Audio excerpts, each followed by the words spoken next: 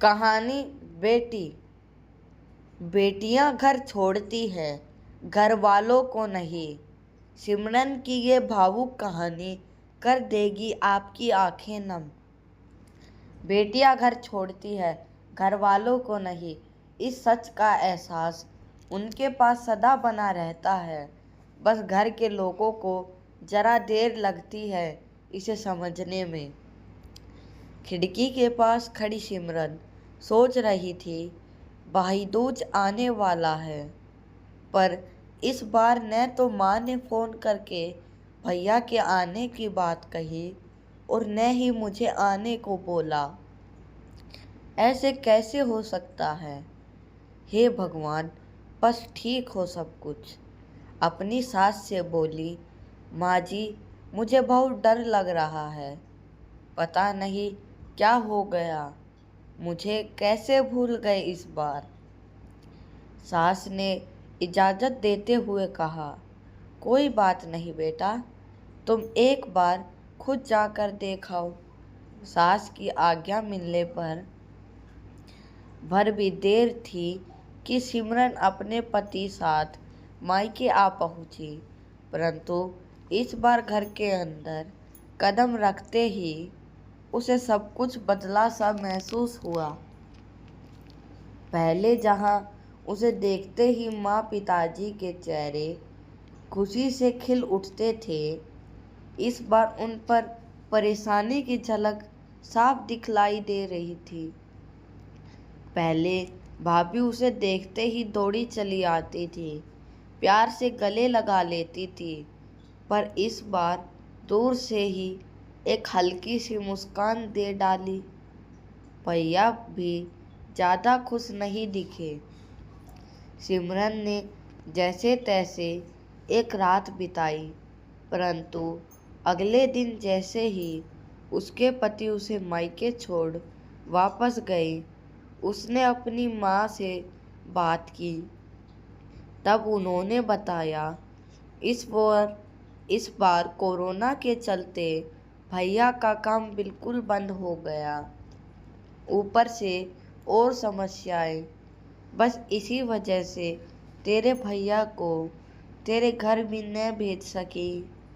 सिमरन बोली, कोई बात नहीं माँ, ये मुश्किल दिन भी जल्दी निकल जाएंगे, आप चिंता मत करो। शाम को भैया भाभी आपस में बात कर रहे थे, जो सिमरन ने सुन ली। भैया बोल रहे थे कि पहली ही घर चलाना इतना मुश्किल हो रहा था, ऊपर से बेटे की कॉलेज की फीस, परसों भाई दूज है, सिमरन को भी कुछ देना पड़ेगा। भाभी बोली, कोई बात नहीं, आप चिंता न करें। ये मेरी चूड़ियाँ बहुत पुरानी हो गई है, इन्हें बेचकर जो पैसे आएंगे उससे सिमरन दीदी को त्योहार भी दे देंगे और कॉलेज की फीस भी भर देंगे। सिमरन को यह सब सुनकर बहुत बुरा लगा। भैया भाभी ये क्या बातें कर रहे हैं? क्या मैं यहाँ उनको तंग करके कुछ लेने के लिए ही आती हूँ? वह अपने कमरे में आ गई।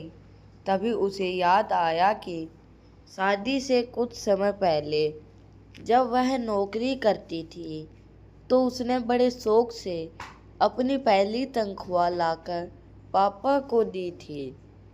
तब पापा ने कहा था, ये पैसे अपने पास ही रख ले बेटा, मुश्किल वक्त में काम आएंगे। इसके बाद वह हर महीने अपनी सारी तनख्वाह बैंक में जमा करवाती रही। शादी के बाद जब भी मायके आई तो माँ ने उसे पैसे निकलवाने को कहा, पर सिमरन हर बार कह देती कि अभी मुझे ज़रूरत नहीं। पर आज उन पैसों की उसके परिवार को ज़रूरत है। वह अगले दिन ही सुबह भतीजे को साथ लेकर बैंक गई और सारे पैसे निकलवा कर पहले भतीजे की कॉलेज की फीस जमा की और फिर घर का जरूरी सामान खरीद कर घर वापस आ गई।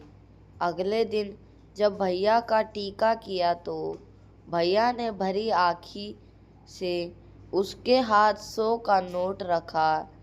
सिमरन मना करने लगी तो भैया बोले, ये तो शगुन है पगली, मना मत करना।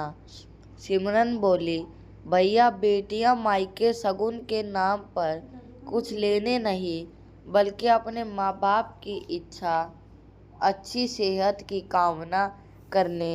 भैया भाभी को माँ बाप की सेवा करते देख ढेरों दुआएं देने और बड़े होते हुए भतीजे भतीजियों की नज़र उतारने आती है। जितनी बार मायके की दहलीज पार करती है, ईश्वर से उस दहलीज की सलामती की दुआएं मांगती है।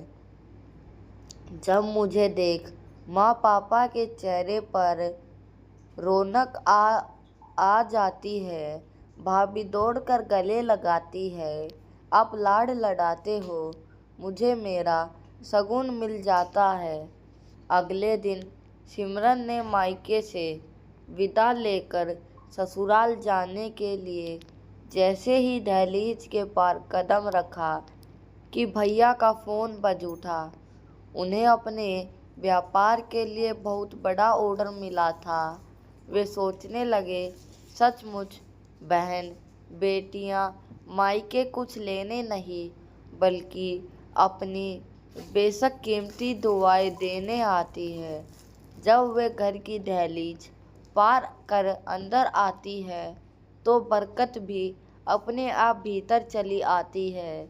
हर दिन बेटी के दिल की तमन्ना होती है कि उसका मायका हमेशा खुशहाल रहे और तरक्की करे।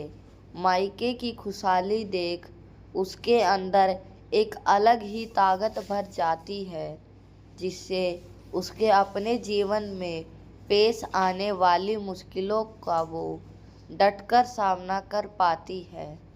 भैया की आंखों से खुशी के आंसू बहने लगते हैं। तो गाइस, ये थी हमारी आज की कहानी। आई होप आपको कहानी अच्छी लगी होगी। अच्छी लगी हो तो वीडियो को लाइक करना और हमारे चैनल को सब्सक्राइब करना।